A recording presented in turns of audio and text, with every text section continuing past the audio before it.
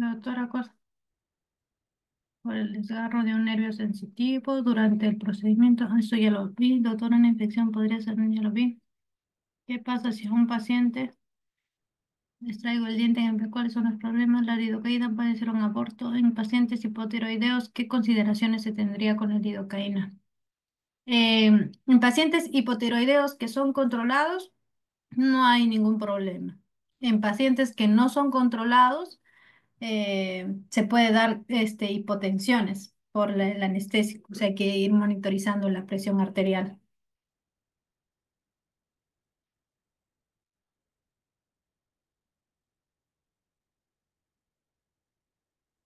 Me dice la complicación más intraoperatoria durante una exodoncia.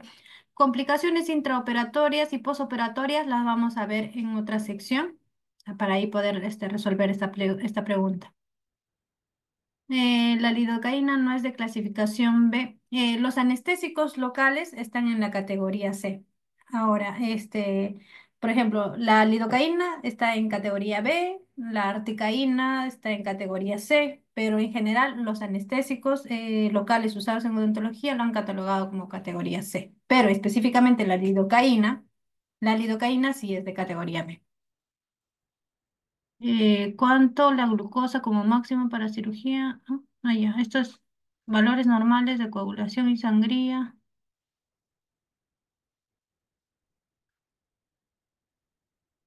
Por acá me preguntan si el dolor puede inducir un aborto en el primer trimestre y en el tercer trimestre un parto prematuro. Sí, esto sí es correcto, el dolor, ¿no? El dolor que puede, o sea, una odontalgia así exacerbada, sí puede producir tanto aborto en el primer trimestre y en el tercer trimestre un parto prematuro, por lo cual se tiene que valorar, como les decía, el riesgo-beneficio cuando al momento de tratar a una paciente gestante.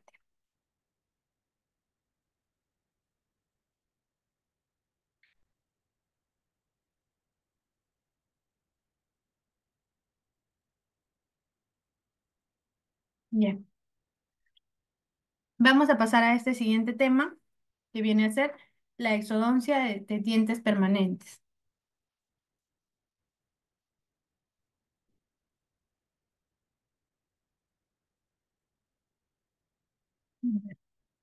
Doctores, un ratito, déjenme, se me va a apagar la laptop, unos 2 minutitos, por favor, para poner el cargador, un ratito.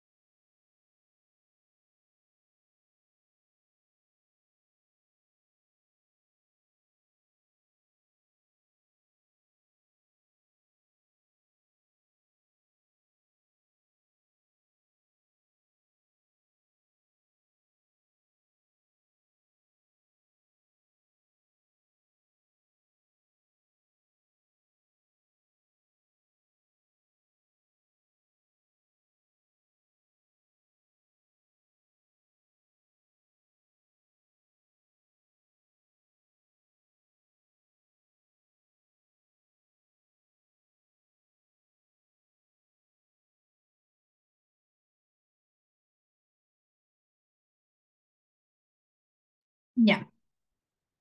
Aquí, como les decía, para para realizar la exodoncia o cualquier tratamiento odontológico, siempre es importante las posiciones ergonómicas, ¿no? Tanto de nosotros como los operadores, como de nuestro asistente. Y también la posición del sillón que vamos a colocar, ¿no? Tanto si vamos a trabajar sentados, si vamos a trabajar parados, si vamos a trabajar en el maxilar superior, si vamos a trabajar en la mandíbula, ¿no? Entonces, de acuerdo a ello, tenemos que posicionar tanto los sillones como también nosotros como operadores, ¿ya?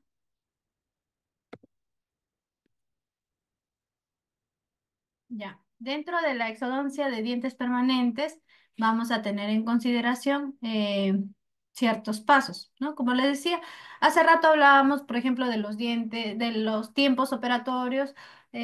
cuando hacemos exodoncia con forceps, cuando hacemos exodoncia con elevadores. Pero muchas veces cuando vamos a hacer exodoncia de los dientes, vamos a usar tanto elevadores, también va a ser necesario usar forceps, ¿no? Entonces, para ello, pues hemos hecho este consenso de cuáles son los pasos que se debería tomar para poder hacer la exodoncia de un diente, ¿no? Independiente del instrumento que vayamos a usar. Entonces, previo a todo este grupo, lógicamente está nuestra anestesia, ¿ya? Después de la anestesia viene, una vez que ya nos hemos asegurado que nuestro paciente está bien anestesiado, viene el primer paso que es la sindesmostomía. ¿Qué es la sindesmostomía? Es hacer el decolado de la encía marginal y papilar, ¿no?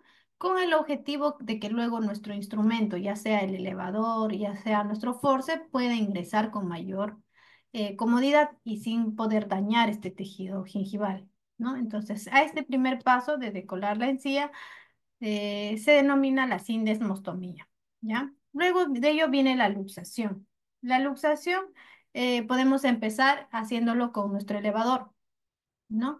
Entonces, al aplicar nuestro elevador, vamos a ir también luxando al diente, poco a poco, ¿no? Logramos una luxación eh, que nos permita que haya cierto movimiento ya del diente y luego pasamos a al uso de nuestro forceps, ¿no? Con nuestro forceps luego hacemos la prensión, luxamos, luego hacemos la tracción y por último la abulsión, ¿no? Que es ya el desalojo del diente fuera de su alvéolo.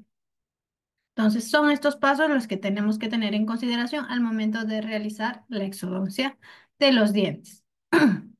Ahora, específicamente cuando hablamos ya de cada grupo de diente, por ejemplo, cuando hablamos de la exodoncia de dientes superiores, en este caso de los incisivos, siempre es importante, ¿no? Aquí solamente voy a hablar de los movimientos que se debe de realizar ya cuando tenemos el forceps en la mano, ¿no? Eso hay que tener en consideración, que para eso ya, para este paso ya, pues, ya debo haber hecho mi sindemostomía, ya intenté luxar con mi elevador, ¿no? Entonces, luego, con la mano que no estoy, usando el forceps, con la mano izquierda, por ejemplo, yo en el caso de que soy diestra, la mano izquierda es mi mano de apoyo. Con la mano izquierda, tanto mi dedo pulgar y mi dedo índice deben de cubrir las paredes óseas, las tablas óseas, la tabla vestibular y la tabla palatina propiamente dicha, ¿no? Entonces, y con mi forceps con mi mano derecha cojo el forceps, ¿no? Entonces hago mi primer movimiento. Recuerden que les decía, el primer movimiento es de impulsión. ¿Por qué hago mi movimiento de impulsión? Porque hago que mi fuerza se dirija hacia el ápice del diente, ¿ya? Hago que la fuerza llegue hasta el ápice del diente. Entonces, al hacer este movimiento de impulsión, mantengo mi fuerza de impulsión y hago mis movimientos de lateralidad hacia vestibular y hacia palatino, ¿ya? Una vez que ya he visto que mi diente está bastante luxado, puedo combinar con mi movimiento de rotación para que pueda ir saliendo mi diente, ¿no? Entonces, aquí lo que quiero recalcar es de que los movimientos para hacer la exodoncia son movimientos lentos y amplios, ¿ya? Hacia vestibular amplio y hacia palatina lento y amplio. No son movimientos cortos y rápidos, son movimientos lentos y amplios, ¿ya? Para así ir poco a poco rompiendo las fibras periodontales. Cuando hablo del grupo de los caninos es similar a los incisivos. También tienen una sola raíz, son raíces cónicas. Entonces aplico mi fuerza de impulsión, ¿no? Mi fuerza de lateralidad hacia vestibular, lateralidad hacia palatino y puedo combinar con mi fuerza de rotación, ¿ya? Para poder lograr la abulsión del diente.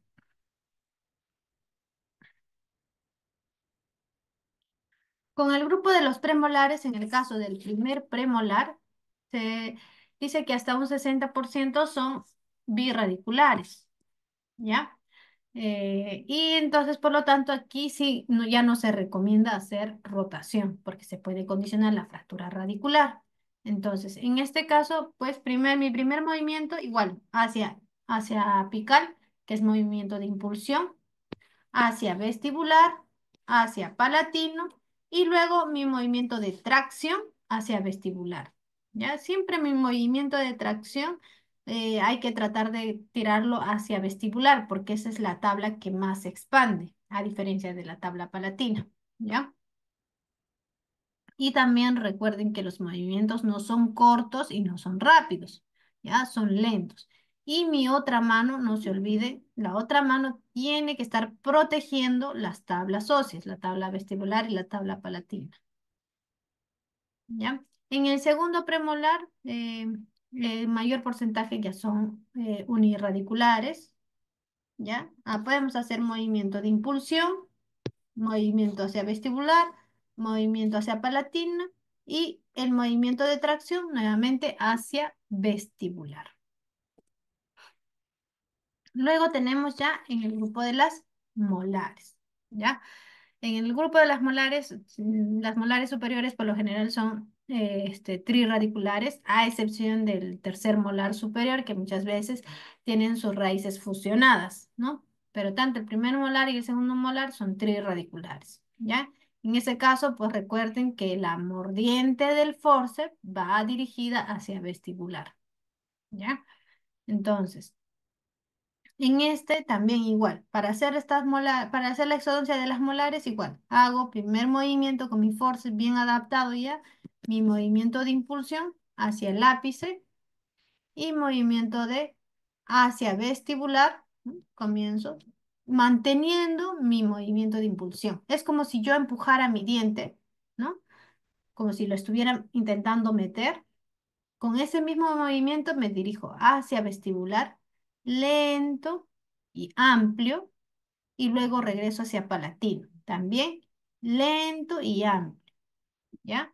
Y así, continuar los movimientos hasta lograr la luxación. Cuando ya percibo una luxación cuando el diente ya tiene una movilidad bastante considerable, entonces hago mi movimiento de tracción siempre dirigido hacia vestibular.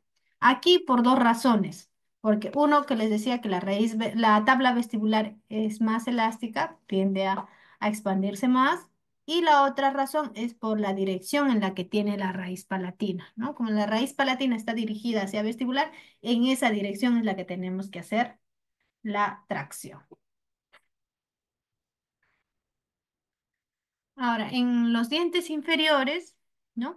Los incisivos son unirradiculares, pero son raíces un poquito, ya no son raíces cónicas, son raíces más planas. Entonces, por lo cual no se recomienda también hacer abuso de la rotación, ¿ya?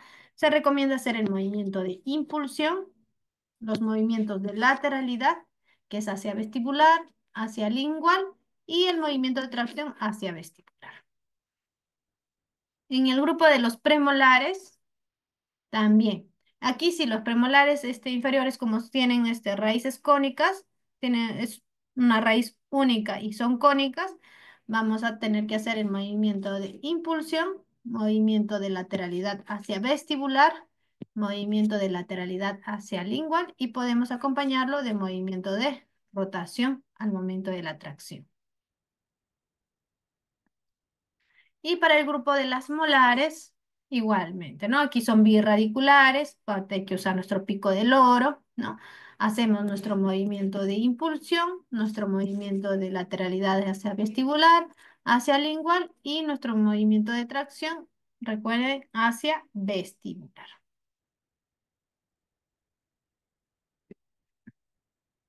Esa es la manera de usar nuestros forceps en la exodoncia de cada uno de los dientes.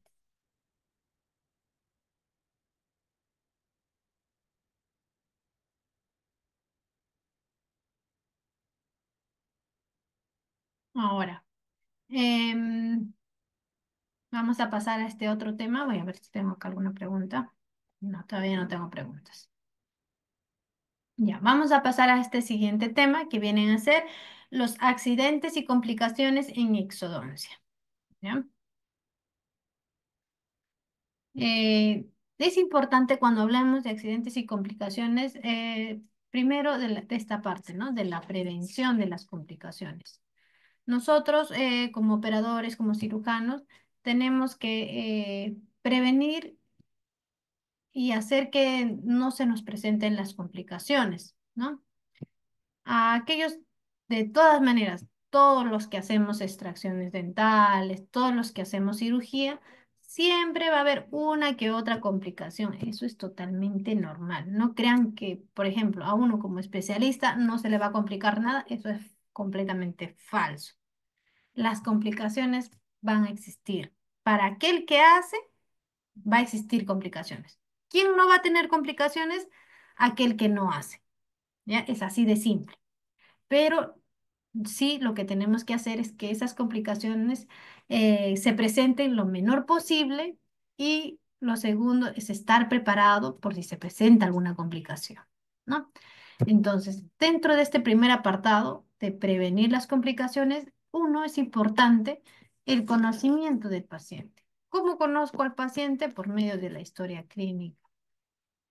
Es importantísimo conocer al paciente, saber qué enfermedades tiene, qué tan ansioso es el paciente, porque a veces hasta la misma ansiedad del paciente la pasa al operador, la pasa al cirujano y el mismo cirujano muchas veces está muy ansioso de atender a un paciente ansioso, ¿no? Entonces, esa combinación es fatal.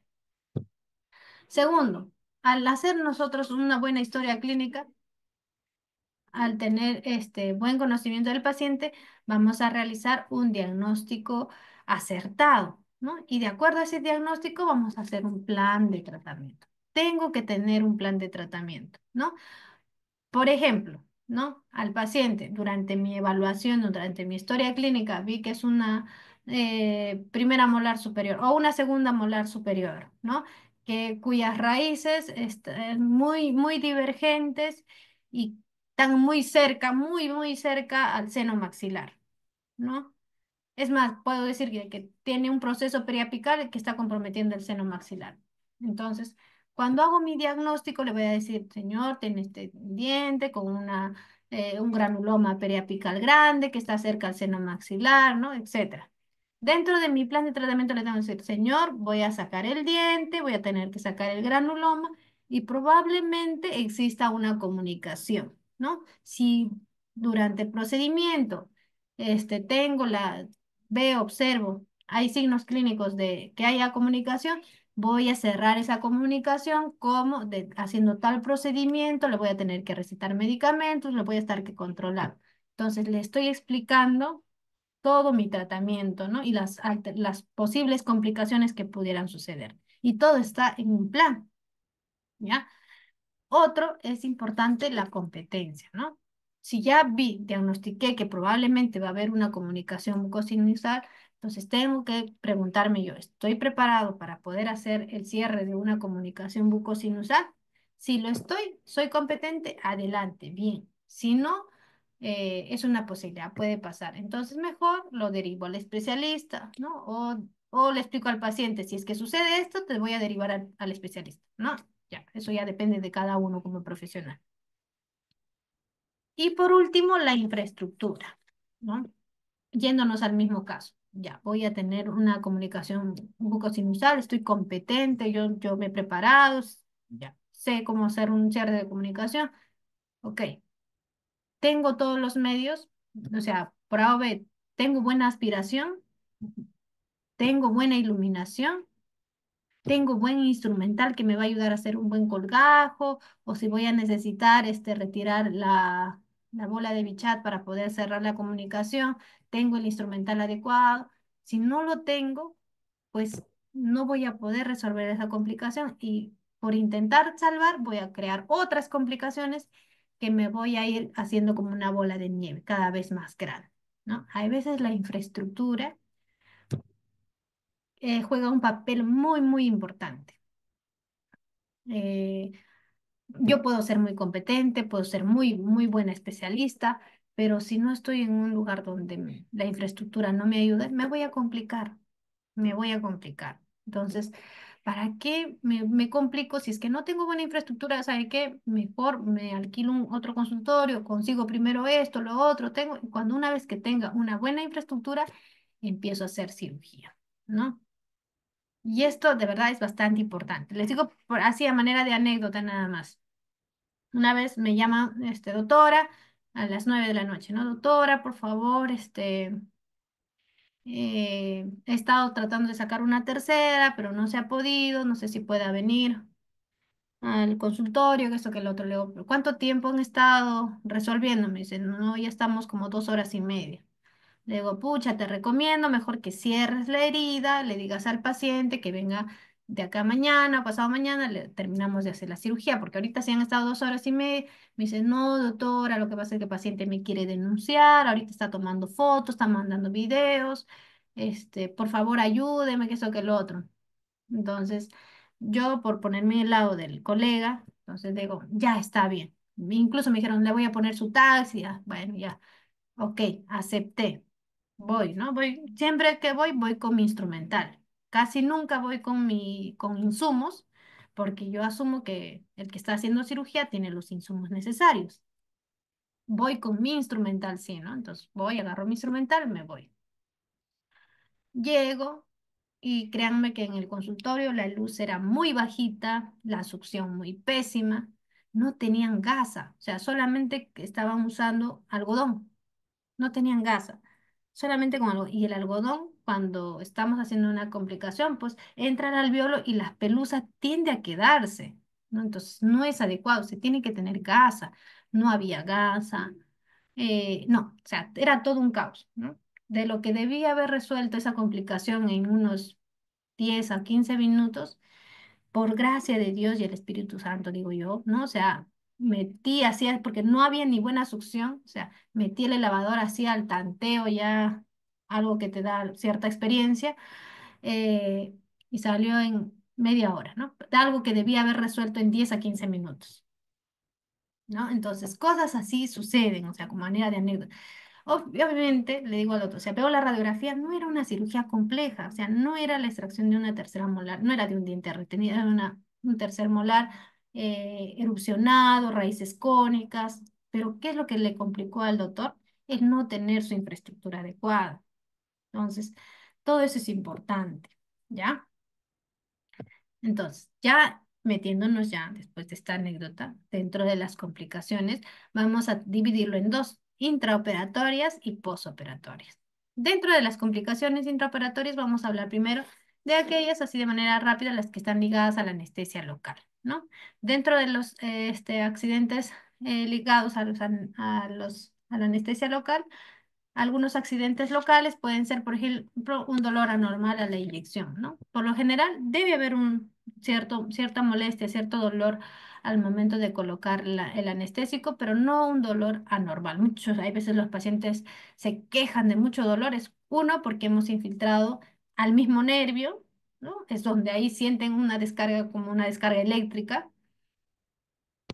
Otro accidente, la rotura de la aguja, ¿no? Nosotros tenemos la muy mala costumbre, porque también a veces lo hago, la mala costumbre de doblar la aguja, ¿no? Que como nuestra aguja lo permite, lo doblamos para nuestra mayor comodidad, ¿no? Y a veces lo doblan y lo redoblan y lo vuelven a doblar, lo vuelven recto. Entonces eso hace de que en algún momento, si por ejemplo estamos frente a un paciente pediátrico que en algún momento se mueve de manera brusca, se puede dar la rotura de la aguja durante la colocación del anestésico.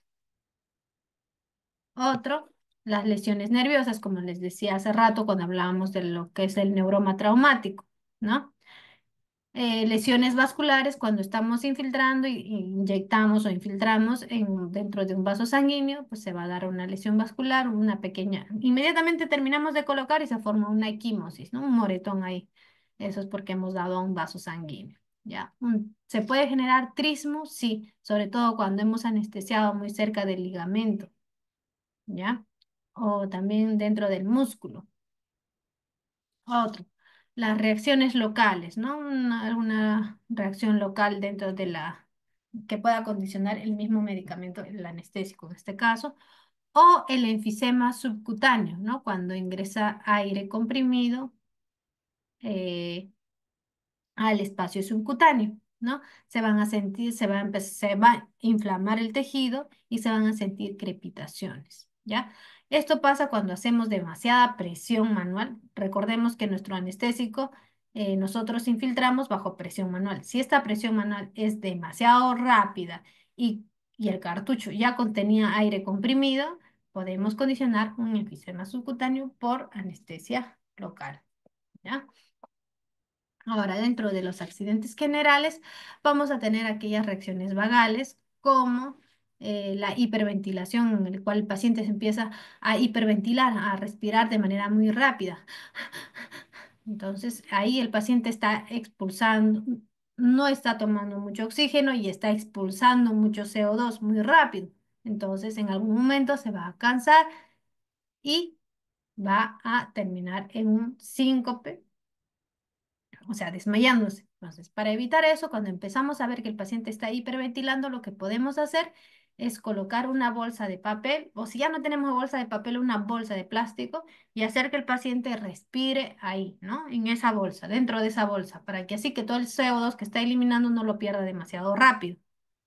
Entonces, eh, esto sobre todo pasa en pacientes demasiado ansiosos, ¿ya? Y otro, pues el síncope vasovagal, ¿no? Cuando tenemos un síncope vasovagal, se suspende el procedimiento, en ese caso la anestesia se suspende, colocamos al paciente en tren de Lembour y esperamos a que el paciente, obviamente siempre controlando las funciones vitales, ¿ya?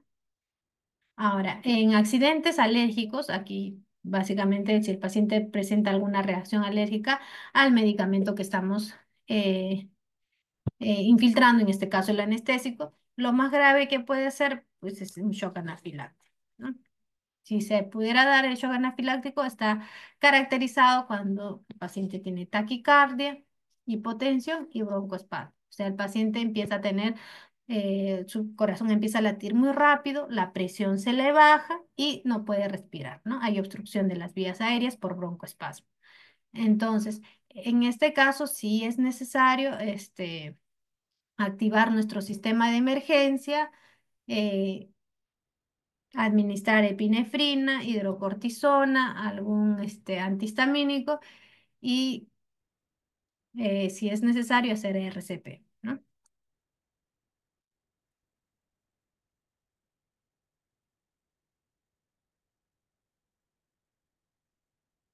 Ahora, ya hablando de las complicaciones intraoperatorias que comprometen el tejido blando, vamos a hablar uno del desgarro del colgajo, ¿no? Sucede cuando a veces no decolamos bien, no tenemos bien el separador y sobre todo cuando trabajamos solos, ¿no?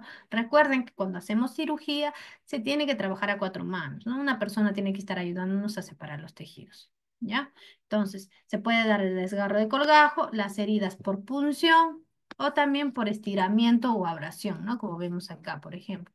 En este caso, por ejemplo, se ha dado por este sobrecalentamiento de la pieza de baja, ¿no? Han estado usando la pieza de baja y no hubo una buena refrigeración del mismo equipo, entonces condicionó una pequeña quemadura, una abrasión en esa zona.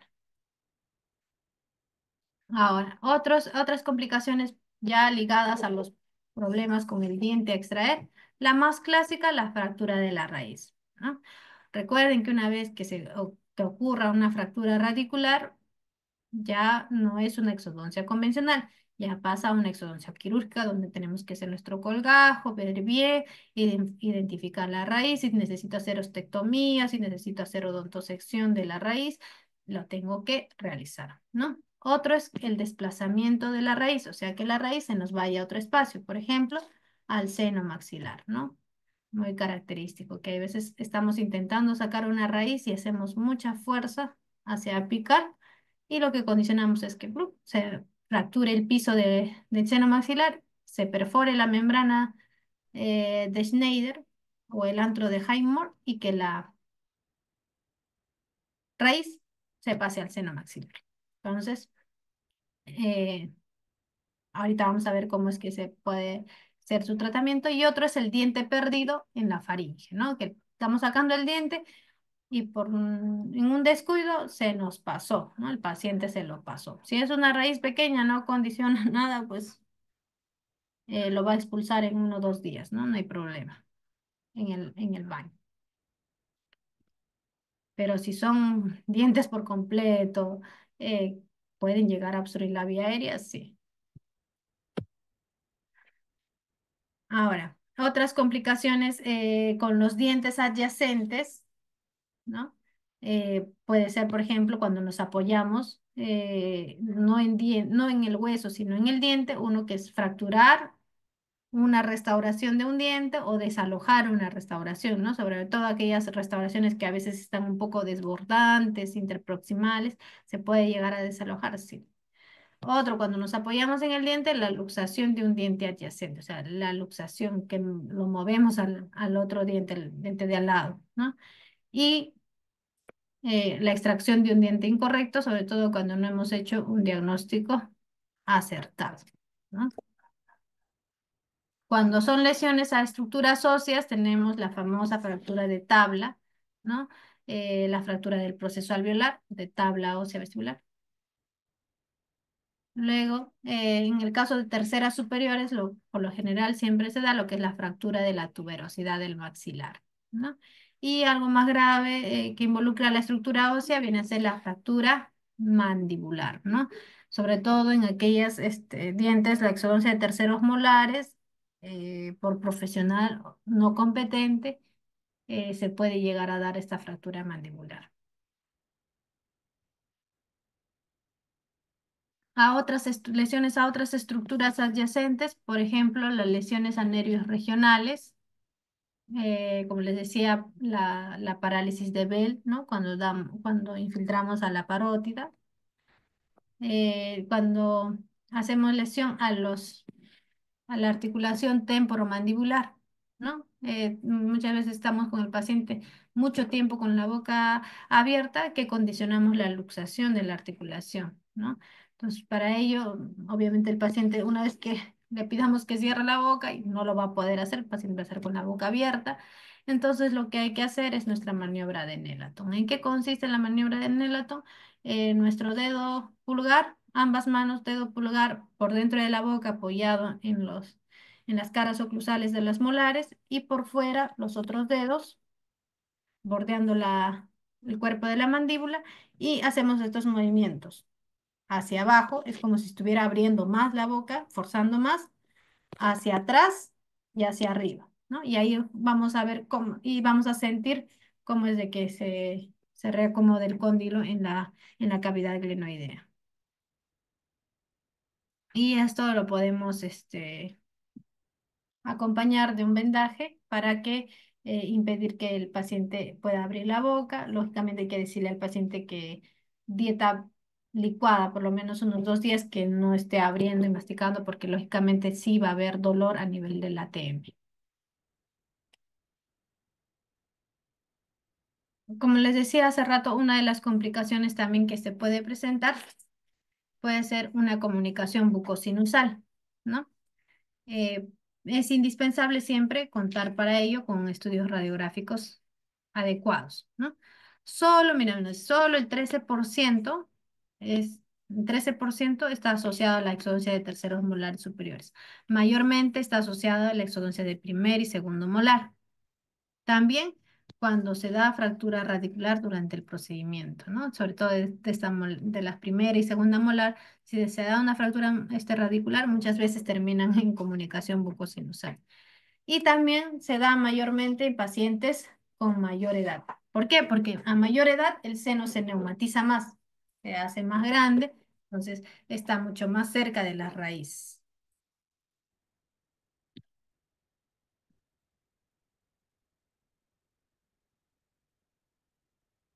Siguiente. Ahora, ¿cuál es el manejo? Cuando tenemos una comunicación bucosinusal, se va a dividir en dos, un tratamiento inmediato y un tratamiento posoperatorio, ¿no? El tratamiento inmediato va a ser cerrar herméticamente la herida, ¿no? Buscando el cierre primario. ¿Qué quiere decir? El borde a borde. Tanto la encía vestibular como la encía palatina tiene que cubrir todo el alveolo, ¿no? Tiene que sellarse bien. Para ello, ¿qué podemos hacer? colgajos, colgajo bucal, colgajo palatino, puedo usar la bola adiposa de Bichat, puedo utilizar materiales de relleno reabsorbibles, ¿no? Y entre otros, ¿no?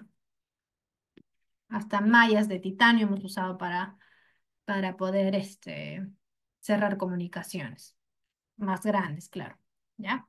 Y eso es la primera parte, ¿no? La primera etapa, buscar el cierre primario de la herida. Y como segundo, el adecuado manejo posoperatorio. ¿Qué quiere decir? Al paciente le tenemos que indicar antihistamínicos, ¿ya? Para evitar que el paciente esté estornudando, porque con el estornudo puede aumentar la presión dentro del seno maxilar y desprender los puntos de sutura y volver a abrirse todo, ¿no? Hay que dar profilaxis antibiótico, sobre todo para prevenir la sinusitis maxilar. ¿Qué antibiótico, doctora? Eh, Podemos usar la amoxicilina, pero más ácido clavuláneo, ya que nos coberture aerobios y anaerobios.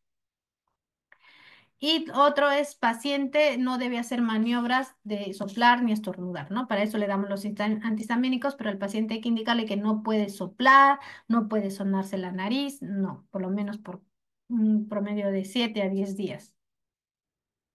Y bueno, ir controlándolo, ¿no? Se recomienda, bueno, por lo menos después de una complicación, siempre se recomienda controlar al paciente a los 3 días y a la semana, mínimo. Ahora, eh, luego la otra complicación es cuando se desplaza la raíz o el diente al seno maxilar, ¿no? Cuando ocurre este desplazamiento de la raíz o el diente hacia el seno maxilar, tenemos dos problemas. Uno, que es la comunicación oroantral, o sea, se ha dado la comunicación bucosinusal, se ha producido, más el cuerpo extraño que está en el seno maxilar, en este caso, el diente, ¿no? Entonces, cuando tenemos esto, ¿cuál es el tratamiento? Primero, no intentar la remoción de esta raíz desplazada por el alvéolo. No, no hay que hacerlo. Lo que vamos a ocasionar es que hagamos mucho más grande la comunicación y no vamos a poder extraer nada, ¿ya? Lo que primero que hay que hacer es cerrar el alvéolo conforme lo hemos descrito anteriormente, ¿no? Mediante este tratamiento primario inmediato, el cierre primario. Y para retirar el cuerpo extraño del seno maxilar hay que hacer nuestro abordaje Cadwell, que es una ventana quirúrgica en la pared anterior del seno maxilar, ¿no? Como lo vemos aquí a nivel de los premolares, a la altura del ápice de los premolares, ahí vamos a hacer una ventana quirúrgica, ¿no? Como ven aquí. Y por medio de eso ingresamos nuestras pinzas, podemos ingresar con nuestro aspirador de tipo Fresier, nuestra cánula, y esta misma cánula con la misma presión de aire lo puede llegar a capturar a la raíz desplazada, ¿no? O como ven acá, con una pinza, pinza Kelly, una pinza mosquito también podemos ayudarnos para poder retirar.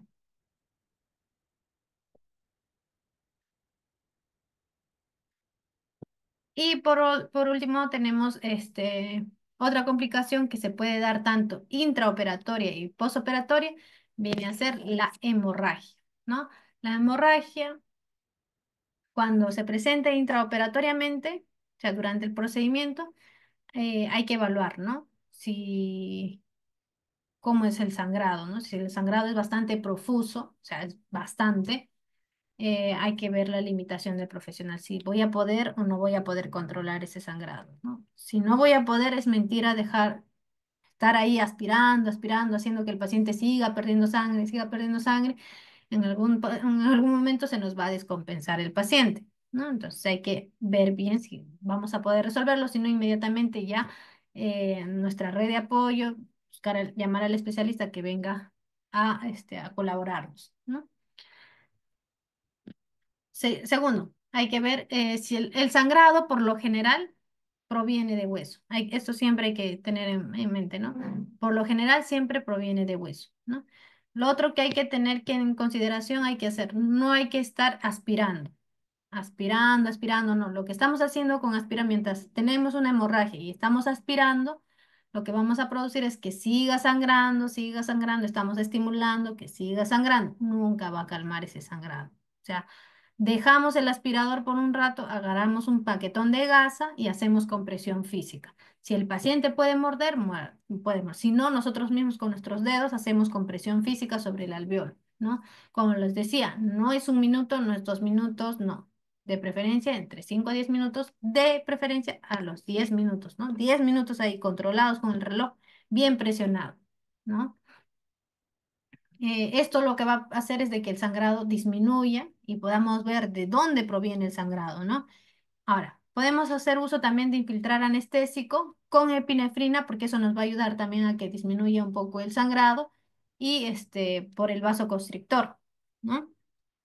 Entonces, si el sangrado óseo, vamos a tener estos tres escenarios, si el sangrado óseo es en un punto, o sea, de un punto específicamente vamos a ver cómo sangra. Ahí lo que podemos usar es la cera para hueso, ¿no? Es un dispositivo que viene estéril, eh, que como su nombre es como la misma cera, similar a la cera que usamos para ortodoncia, ¿no? Para proteger los brackets, para que no nos haga heridas en la mucosa. Similar, digo, no es esa, es similar, pero en un frasco estéril viene la cera para hueso. Entonces, eso se coloca y asunto arreglado. El resto se termina suturando con normalidad. Si el sangrado óseo es así en capa, no es en un punto, sino en capas, se va llenando en capas, ahí podemos usar materiales hemostáticos. ¿Cuáles? Esponja de colágeno texturado o hemocolágeno, gasas de gelatina, fibrina, etcétera, ¿no? Si el sangrado es de tejido blando, sabemos, y no es del hueso, no es del alveolo, sino es de la encía, entonces lo que tenemos que hacer es una sutura transfixiante. ¿A qué se refiere, doctora, con transfixiante? Es agarrar bastante tejido, lo más profundo que se quiere, y al momento de hacer el nudo, hacerlo con bastante fuerza. A eso transfixiar, asfixiar el tejido, ¿no? Entonces, y con eso ayudamos al sangrado que se produce a nivel de los tejidos blandos, ¿no? Ahora, aparte de eso, ¿qué más también, doctora, puedo hacer? Ya, no, tuve eso, lo pude manejar.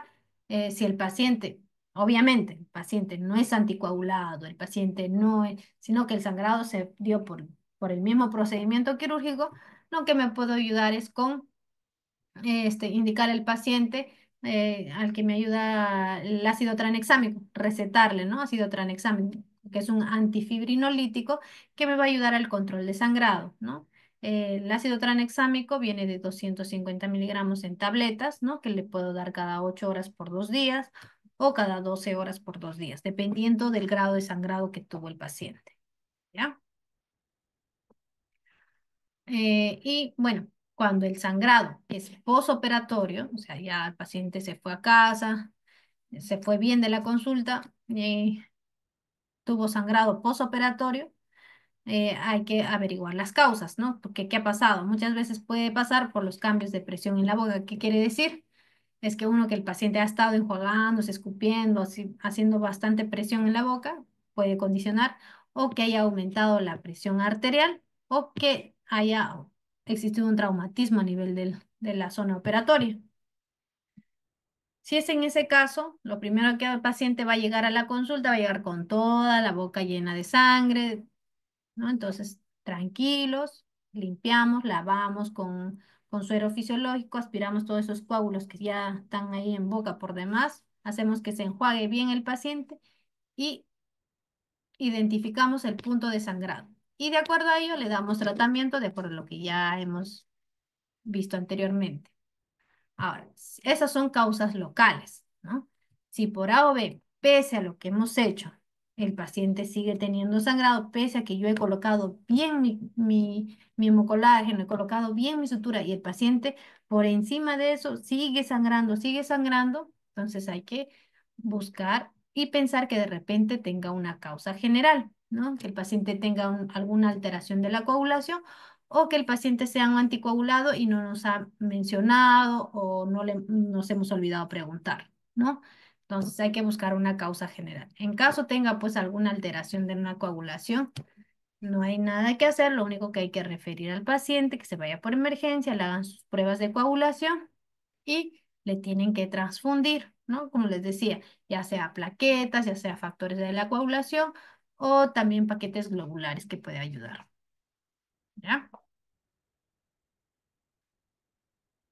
Entonces, más o menos aquí es un esquema de lo que se debería hacer, ¿no? Cuando viene así con el sangrado, lo primero podemos infiltrar anestésico. No hay que abusar de mucho anestésico, porque lo que a lo que pasa a veces es que ponemos bastante anestesia, que claro, se va de la consulta sin sangrar, pero por el efecto del vasoconstrictor. Pero llega a casa, pasó el efecto y sigue sangrando. Entonces, solamente hay que hacer lo necesario nada más, ¿ya? Luego se coloca la esponja de colágeno, sobre eso se sutura y sobre eso un paquete de gasa para que pueda hacer presión ahí, con presión hemostática, ¿ya? Aquí más o menos es como viene así el hemocolágeno para hacer taponear el alveolo. Y luego vienen las complicaciones posoperatorias. Dentro de las complicaciones posoperatorias vamos a tener pues las famosas alveolitis, ¿no? ¿Qué es la alveolitis en el estado necrótico del proceso alveolar? Porque se ha perturbado, ¿no? La cicatrización del hueso alveolar, de la herida alveolar, ¿no? Podemos tener alveolitis como parte de un proceso inflamatorio grave, ¿no? Propio de un paciente. O también podemos tener alveolitis húmeda supurativa cuando hay la infección del coágulo y del alveolo. Y esto se da más que nada por cuerpo extraño. ¿Ya? Las alveolitis húmedas o supurativas siempre son por cuerpo extraño. Quiere decir que hay un cuerpo extraño dentro del alveolo, ya sea diente, hueso, algo. Luego tenemos las alveolitis marginales superficiales, como su propio nombre lo dice, se va a dar a nivel marginal y superficial, o sea, solamente la parte marginal ósea esa es la que va a estar afectada, una afectación de la zona ósea superficial, ¿ya? Y luego, por último, la más clásica, tenemos la alveolitis seca, ¿no? Que es la exposición ósea alveolar causada por la pérdida parcial o total del coágulo. ¿Ya? Como la alveolitis seca es la que más se presenta con mayor frecuencia, es la que vamos a describir ahora, ¿ya? Esta alveolitis seca se va a dar de 1 a 5%, un porcentaje, y mayormente en pacientes mujeres. ¿Por qué? Ahorita lo vamos a ver. ¿Qué es? La alveolitis seca es la exposición ósea alveolar causada por la pérdida parcial o total del coágulo, o que se ha necrosado el coágulo y se perdió, ¿no? ¿Cómo se presenta la alveolitis seca? Se manifiesta con dolor. Por lo general se puede dar del segundo día al cuarto día después de la extracción. El paciente va a tener bastante halitosis, ¿no? Y cuando veamos el alveolo, lo vamos a ver el alveolo vacío, un hueco, un alveolo vacío, grisáceo, donde ha ocurrido lo que es la fibrinólisis, ¿no? Se ha eliminado toda la fibrina y se quedó el alveolo vacío con la exposición del hueso. ¿Por qué se dan las alveolitis? Se dan mayormente en pacientes a mayor edad, hay mayor frecuencia de alveolitis. O sea, si el paciente tiene más años, tiene más posibilidad de hacer alveolitis. En pacientes que estén tomando anticonceptivos orales, en pacientes con ciclo menstrual por el comportamiento hormonal, ¿no? Entonces, por eso es que es más frecuente en pacientes femeninas. Ahora, cuando el paciente tiene una higiene oral pésima, también, ¿no? No se ha lavado, entonces ha condicionado que se necrose ese alveolo, ¿no?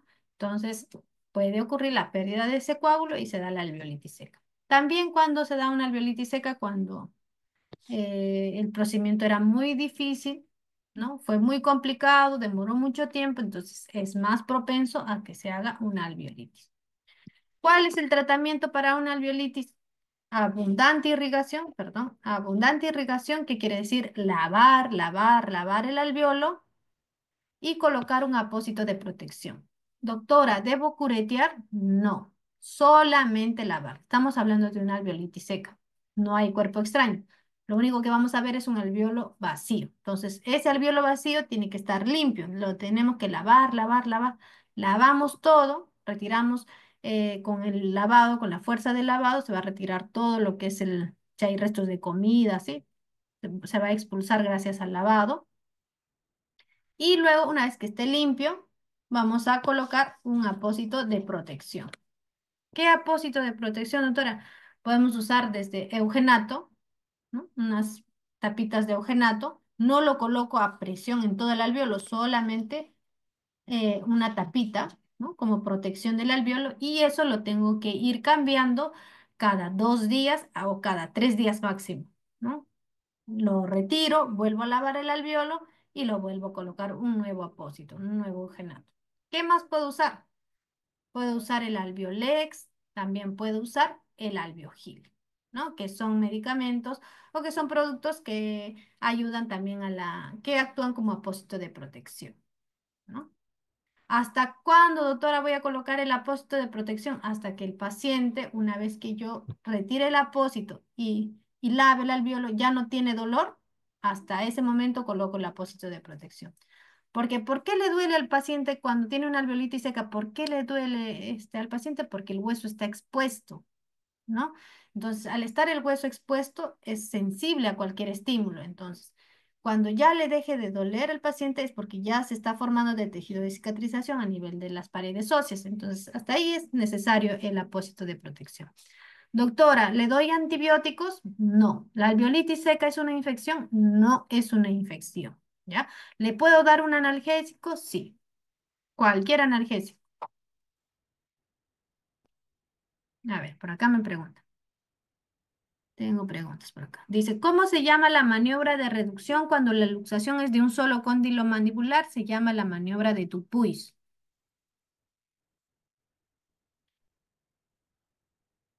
Doctora, me dice, disculpe, la cera para hueso, ¿qué cantidad se pone? Se tapa todo el alveolo y si se reabsorbe. La cera para hueso es reabsorbible, sí. Solamente se pone la cantidad mínima indispensable para tapar ese huequito de donde está sangrando. No se tapa todo el alveolo, no.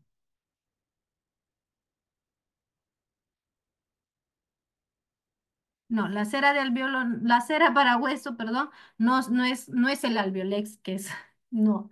La cera para hueso es solamente, se pone un poquito nada más para ver dónde el punto es, donde está sangrando, para obstruir ese puntito, ese vasito, nada más.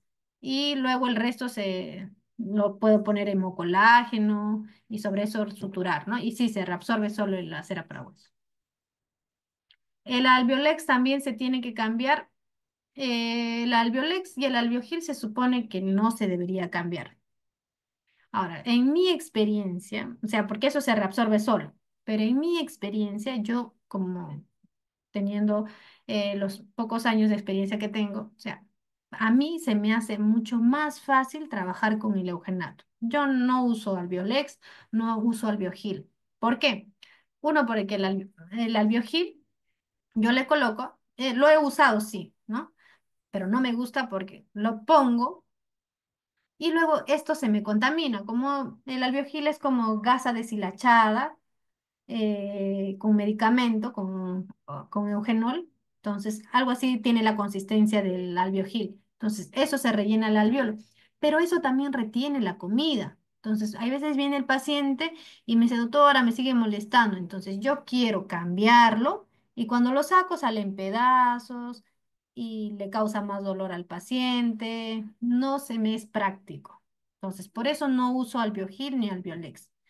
En teoría no se debería cambiar, pero yo he visto en mi experiencia que sí se contamina. Entonces, cuando está contaminado, va a actuar también como un agente que no va a dejar cicatrizar. Entonces, lo que hago es colocar mi eugenato. Eso es lo que me funciona a mí. Me dicen, ¿qué hacer para que no se salga el eugenato? El eugenato lo trato de hacer de una consistencia no dura, sí seca, lo hago pastosita, ¿no? Y lo trato de adherir al diente o sea, lo trato para que no se me salga, lo trato de pegar un poco al diente de al lado, usar el diente de al lado. No lo pongo taponear el alveolo, sino lo tapo, o sea, lo hago una tapita y trato de apoyarme un poquito más hacia el diente de al lado, ¿no? Como para que no se me meta todo el, el eugenato.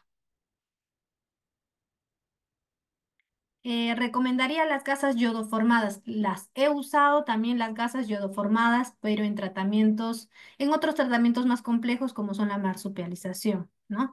Pero también me retienen comida y cuando se retira es bastante doloroso para el paciente. También no la recomiendo.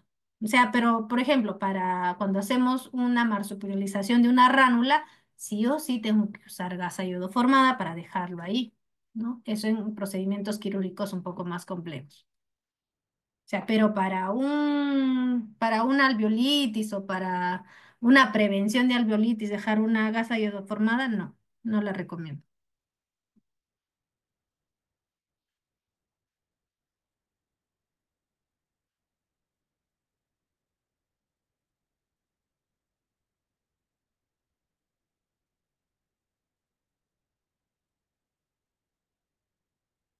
Bien, perfecto. Ahora vamos a continuar con el siguiente tema de tiempos operatorios en cirugía oral.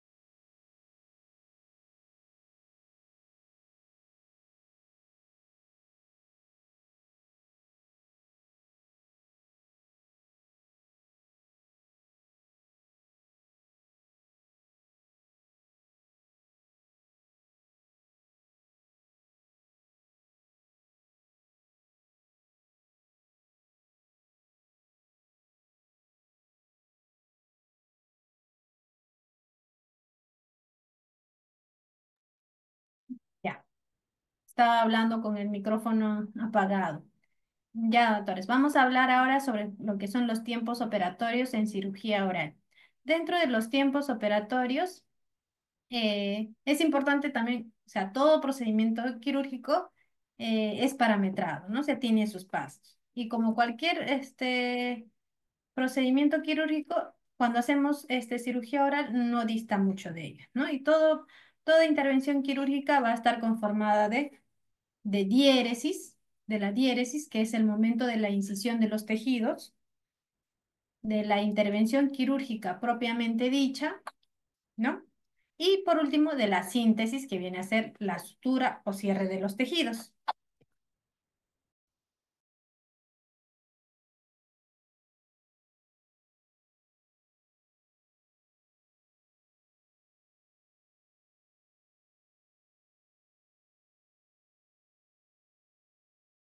Ahora, en cirugía oral, lógicamente también vamos a tener ciertos pasos. Previo a todo, vamos a encontrar a lo que es a la anestesia, ¿ya? Al procedimiento de anestesia y todo lo que ya hemos visto, ¿no? Luego vamos a catalogar a la incisión o la diéresis, ¿no? Que es la incisión de los tejidos.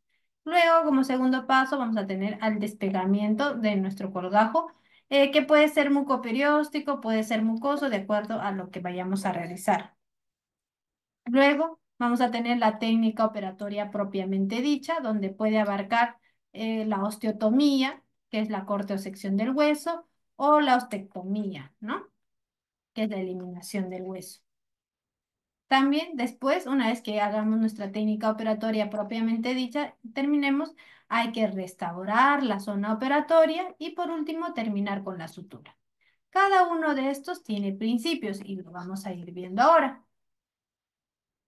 Primero tenemos lo que es la incisión o también llamada piéresis. Se tiene que sí o sí hacer con un bisturí o con una cuchilla afilada, un bisturí nuevo, ¿no? Sabemos que nuestras hojas de bisturí son estériles y de uso único, ¿no? Entonces, si en un paciente hay que hacer dos colgajos o tres colgajos, sí o sí, tenemos que usar los bisturís que sean necesarios, ¿no? Porque si usamos un bisturí y una cuchilla afilada, nos va a permitir tener un trazo único, firme y continuo, ¿ya? Tercero, hay que evitar cortar estructuras vitales, ¿no? Para eso es importante el conocimiento de anatomía y del tejido a intervenir. ¿Ya? Para eso es importante. conocer de eso para evitar cortar estructuras vitales. ¿Ya?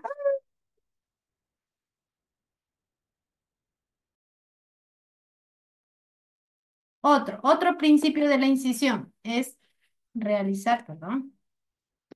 Nuestra hoja de bisturí tiene que estar perpendicular a la superficie, así tal cual como están en la imagen, para que nos permita realizar ese trazo único, firme y de manera continua. Se debe realizar la incisión sobre encía adherida y hueso sano, ¿ya? ¿Para qué? Para que nos permita que al momento de suturar pueda reposar nuestros tejidos de manera adecuada y así facilite la cicatrización. Si lo hacemos así, o sea, lo hacemos donde el hueso no está sano, vamos a ocasionar la inversión de los tejidos, por lo tanto también la cicatrización va a demorar, ¿ya? Ahora, otra cosa importante también es el diseño de nuestro colgajo, ¿ya? Al momento de diseñar nuestro colgajo, es importante también tener ciertos principios. Y dentro de ello tenemos que la base tiene que ser más grande que la altura. ¿Para qué? Para que todo nuestro colgajo reciba buena irrigación. ¿Ya? Por eso la base tiene que ser mayor a la altura de nuestro colgajo. Es al momento de diseñar. ¿Ya? Y cuando vamos a hacer uso de nuestras descargas verticales, cuando vamos a hacer uso de nuestras descargas verticales, es importante realizarlo de manera abierta, así, para permitir que toda la irrigación llegue a todo el colgajo. No lo hagamos de manera cerrada, ¿ya? ¿Por qué? Porque vamos a hacer que en esta zona la irrigación no llegue y por lo tanto esa zona del colgajo se nos va a necrosar. ¿Ya? Y bueno, cuando hablamos dentro del diseño de colgajos, vamos a tener pues un montón, ¿no? Y va a ser de acuerdo al procedimiento que vayamos a hacer. Tenemos un colgajo envolvente, tenemos un colgajo triangular, tenemos un colgajo trapezoidal o de Newman, o también tenemos aquel colgajo semilunar, ¿no? Por ejemplo, el colgajo trapezoidal o de Newman.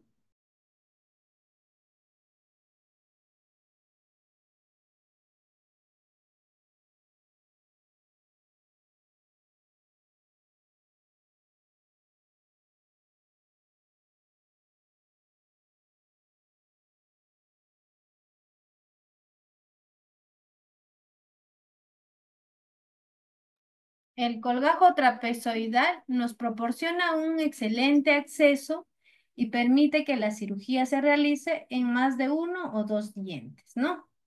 Este colgajo, la verdad, se recomienda bastante, sobre todo cuando estamos empezando en la cirugía, ¿ya? ¿Por qué? Porque nos permite tener una muy buena visibilidad. Ya a medida que vayamos teniendo más expertise, hay que procurar hacer colgajos más pequeños para que así sea más rápida la recuperación, ¿no? Por ejemplo, luego tenemos el colgajo triangular. El colgajo triangular también nos asegura un buen suministro sanguíneo porque solamente hacemos una descarga vertical, una buena visualización y una muy buena estabilidad y una aproximación rápida, ¿no? Por ejemplo, cuando queremos hacer apisectomías, nos podemos hacer uso también de nuestra colgajo triangular. El colgajo envolvente. El colgajo envolvente por lo general se realiza en la zona palatina, ¿no? Cuando queremos sacar algunos dientes impactados hacia palatino, vamos a usar este colgajo envolvente, ¿no? Donde se evita lo que es la incisión vertical y por lo tanto es muy fácil reaproximar o volver a su estado original nuestro colgajo. Luego, por último, tenemos nuestro colgajo semilunar, ¿no? Que es una pequeña incisión y de fácil reposición, pero sí nos procura una visualización limitada, ¿no? Otros tipos de colgajo que tenemos, que podemos usar en cirugía oral es, por ejemplo, los colgajos en Y o en doble Y cuando queremos eliminar torus palatino. Si es un torus palatino pequeño, podemos usar un colgajo en Y, o si queremos usar o eliminar un torus un poco más grande, podemos usar un colgajo en doble Y. Luego tenemos el uso de los colgajos pediculados, ¿no? Sobre todo, por ejemplo, cuando queremos cerrar comunicaciones bucosinusales o hemos colocado algún injerto y queremos cerrar mediante un cierre primario hermético, podemos usar la solapa bucal, ¿no? O colgajo bucal, donde se hacen dos descargas verticales, se libera el periósteo de la mucosa, lo cual permite que se traslade hacia todo el defecto, ¿no? O también se puede hacer una solapa palatina, ¿no? Y de esta forma y se traslada hacia aquí. Esta zona que queda expuesta aquí va a cicatrizar por segunda intención. O también tenemos los colgajos de puente, ¿no? En los cuales sobre la encía alveolar se realizan dos incisiones y lo que se hace es se traslada la encía para poder cerrar el defecto.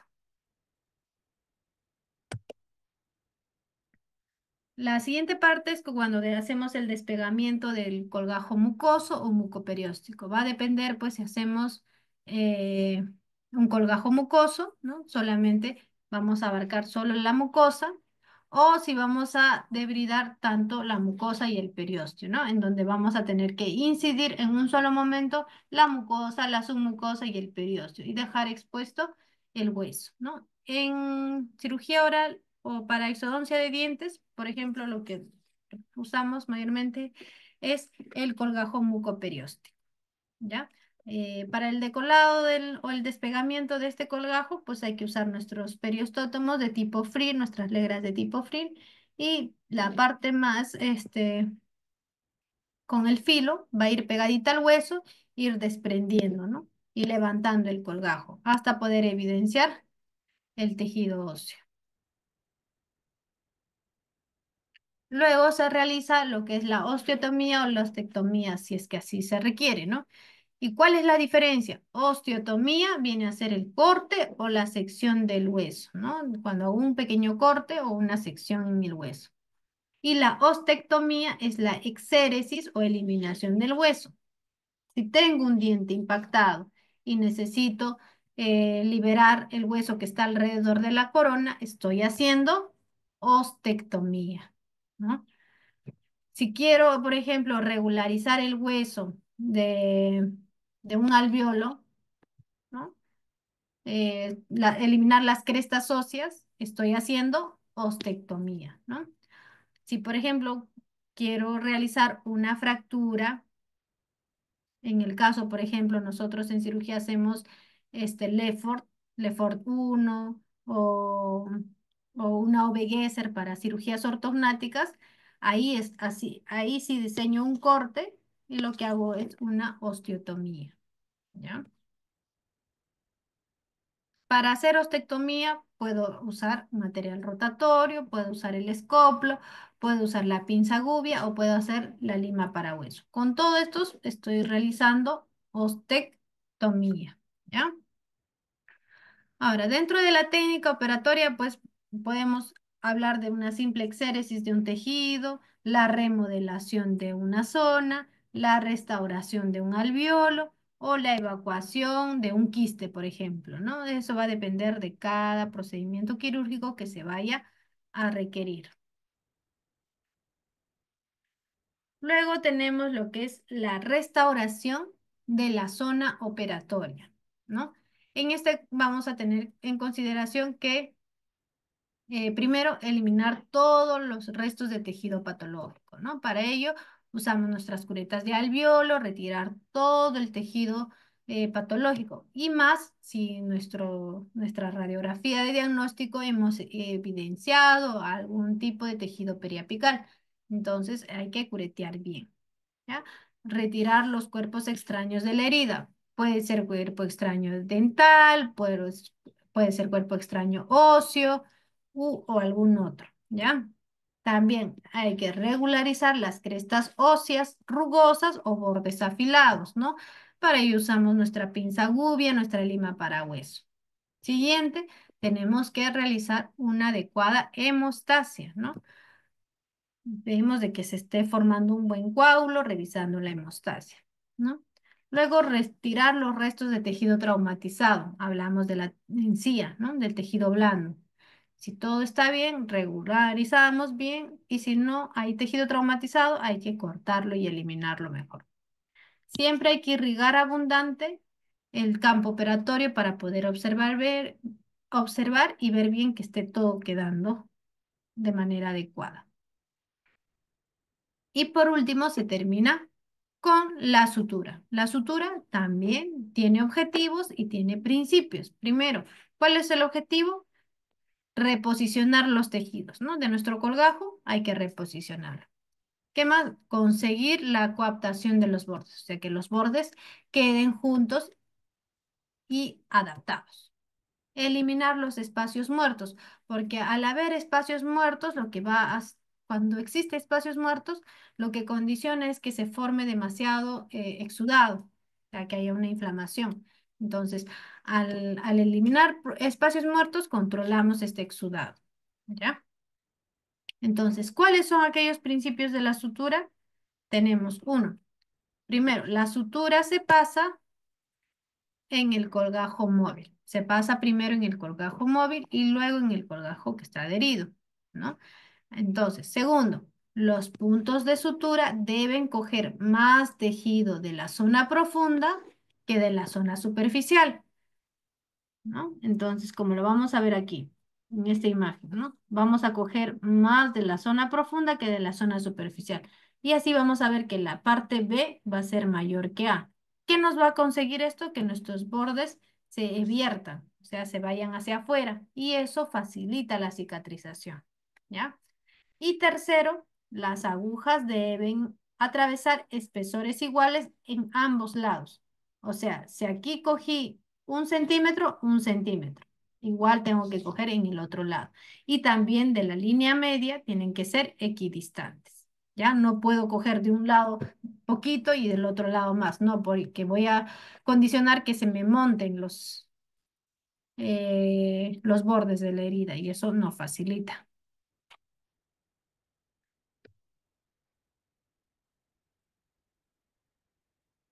¿Hasta ahí tenemos alguna pregunta?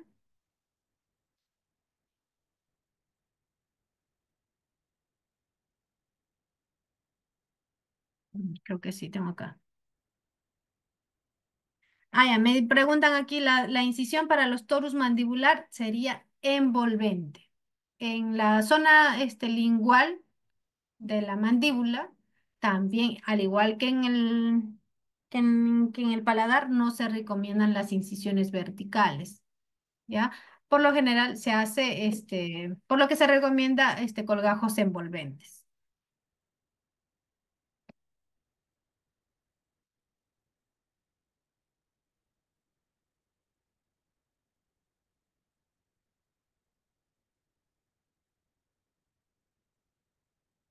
Correcto. Por acá me preguntan en caso del canino impactado, cuando hemos hecho un colgajo envolvente, sí, a nivel de las papilas se une del colgajo móvil hacia vestibular, ¿no? En este caso del colgajo palatino hacia la papila vestibular.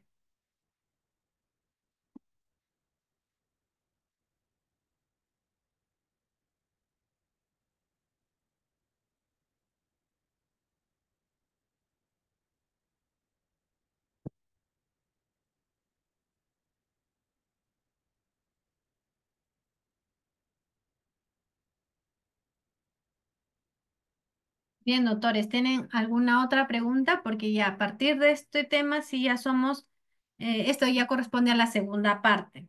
Entonces, ya para ir terminando, si tienen alguna otra pregunta hasta aquí de los temas que hemos tocado, para ir resolviéndolas.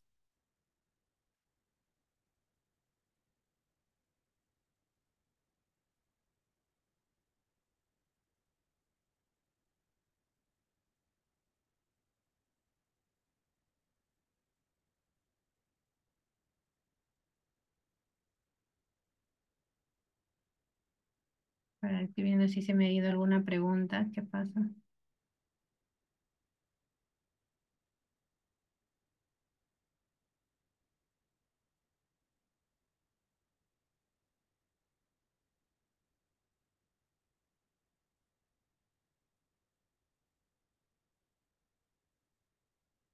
doctora mencionó si el dolor podría ocasionar parto prematuro. ¿Es el dolor?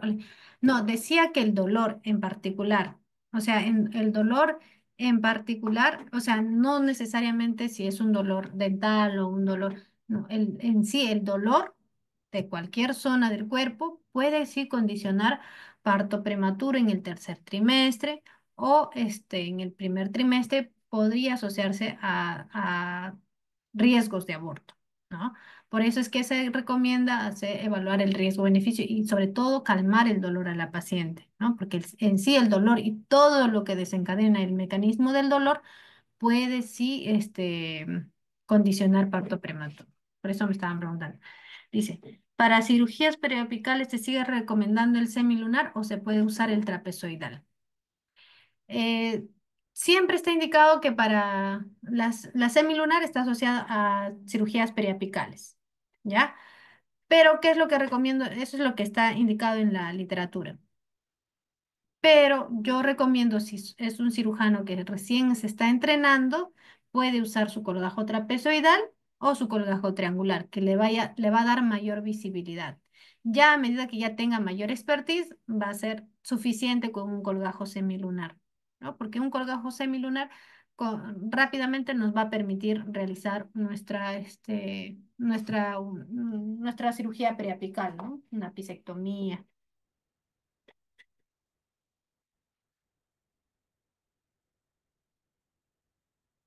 Así que si a medida que ya vamos haciendo más expertos en cirugía, tratemos de hacer colgajos más pequeños.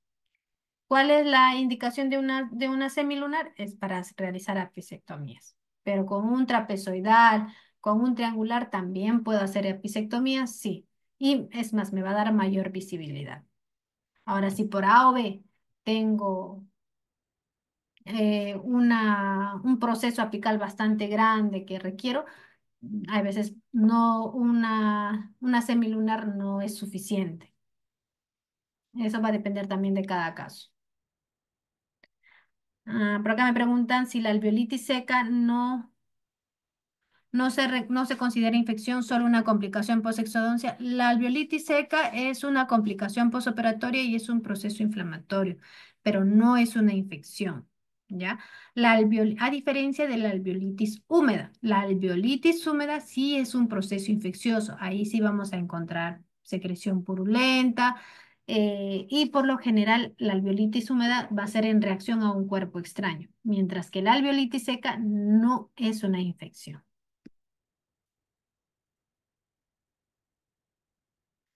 A ver, dice, ¿cuál sería la hoja de bisturí más utilizada en cirugía? Definitivamente la hoja de bisturí más usada en cirugía es la número 15, ¿ya?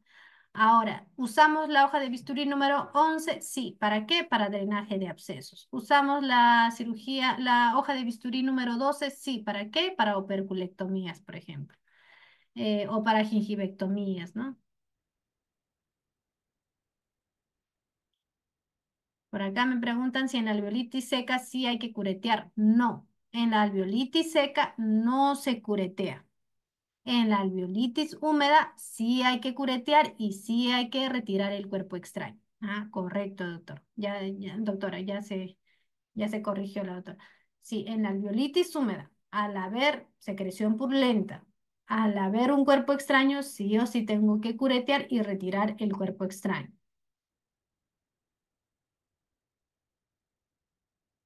Por ahí algunos me preguntaban también, doctora, ¿y por qué mejor no lo sutura en una alveolitis seca, ¿no? ¿Por qué no lo sutura? Tampoco se recomienda suturar porque de nada va a servir porque ya los bordes de esa herida ya han cicatrizado de manera independiente. Así que por más que yo le ponga puntos de sutura, eso se va a volver a abrir. Así que no se recomienda suturar. ¿Cuál es el tratamiento de la alveolitis seca? Es irrigar y colocar su apósito de compresión. Ahora, en una alveolitis húmeda, sí puedo curetear, puedo retirar el cuerpo extraño, voy a retirar el tejido traumatizado también, reavivo los bordes de la herida y ahí sí puedo suturar.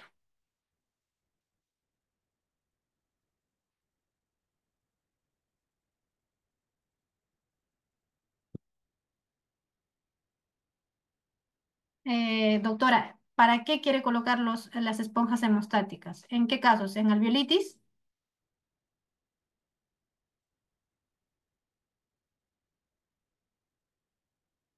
¿En qué casos sería? ¿De qué casos me está hablando? Para tener más en todas las exodoncias. Ya. A ver, las esponjas hemostáticas son eso. O sea, son esponjas hemostáticas. Nos ayudan al control del sangrado. ¿Ya? Si vemos a un paciente que no está formando un coágulo adecuado, está sangrando, ha tenido un sangrado muy profuso, le coloco la esponja de colágeno. Pero si es un paciente que está formando su coágulo de manera normal, no tengo por qué colocarle ningún otro aditamento. ¿Por qué? Porque luego esta esponja de hemocolágeno me puede actuar como cuerpo extraño. Si me está, no hay nada mejor que lo que forma nuestro cuerpo. No hay nada mejor que el coágulo. No hay nada mejor. Si veo que está bien formadito mi coágulo, normal, lo dejo ahí, no lo coloco nada más. Pero si he visto de que mi sangrado era muy profuso, ahí sí uso mi esponja de colágeno. No tratemos de usarlo como de preventivo, algo así, no. En alveolitis húmeda sería necesario el uso de antibióticos. Perfecto, claro que sí. En alveolitis húmeda siempre va a ser necesario el uso de antibióticos porque ahí sí estamos frente a un proceso infeccioso.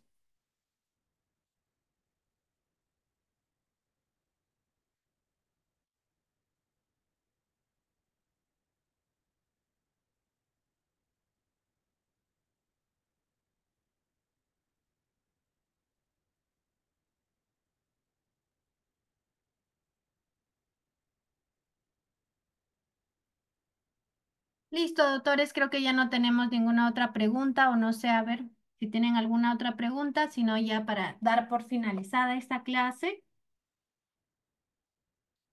Me ha gustado mucho la interacción. Dice, la colocación de demasiada anestesia nos podría generar una alveolitis seca. Perfecto, es completamente cierto. Y sobre todo si uso o abuso de la anestesia intraligamentosa, ¿no? Si abuso de la anestesia intraligamentosa, voy a generar alveolitis seca, lo más probable que sí. Y más si es combinado, paciente mujer, mucha anestesia intraligamentosa, paciente mayor de 50 años, alveolitis segura. Si hay lesión del nervio dentario, ¿cómo se debería actuar? ¿Alguna compresión? Si hay rotura del nervio dentario, no debería pasar. Cuando se rompe el nervio dentario inferior, o sea, cuando hay este desgarro, rotura del nervio dentario inferior, se rompe todo, se rompe vaso, se rompe, perdón, se rompe arteria, vena y nervio, se rompe todo el paquete vascular, básculo nervioso. Así que va a haber un sangrado profuso, el paciente va a quedar con hipoestesia, entonces primero hay que el nervio, tratar de repararlo, si es que en ese momento se puede hacer, porque el nervio es bastante gruesito, pero muchas veces no. Se corta y los extremos desaparecen, ¿ya? Y lo que nos queda es el sangrado. Entonces hay que tratar la hemorragia, ¿no? Hay que hacer compresión, hay que usar de esponjas de colágeno con bastante compresión, eh, controlar el sangrado, ¿no? Manejar. Luego de ello, explicarle al paciente que lo más probable es que quede con anestesia de esa zona, ¿no? Eh, ¿Por qué? Porque se ha desgarrado el nervio dentario inferior.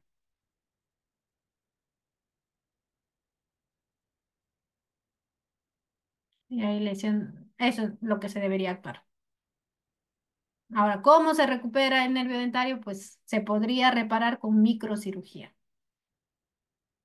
para que vuelva el paciente a tener sensibilidad en esa zona.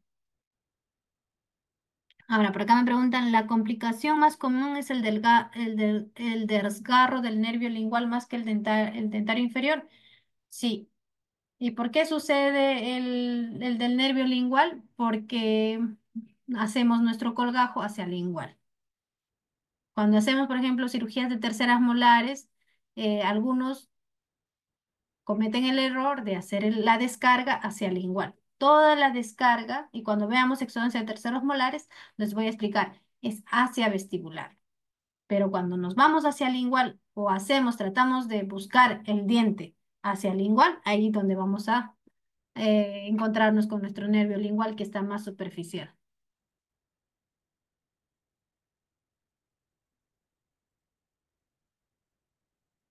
Listo, doctores. Muchas gracias también por las preguntas, la interacción. Eso me gusta que estén así activos en la clase. Ya nos vemos en la segunda sesión. Continúen con eh, con los demás cursos que tengan, que sigan disfrutando de este fin de semana y nos vemos el siguiente domingo.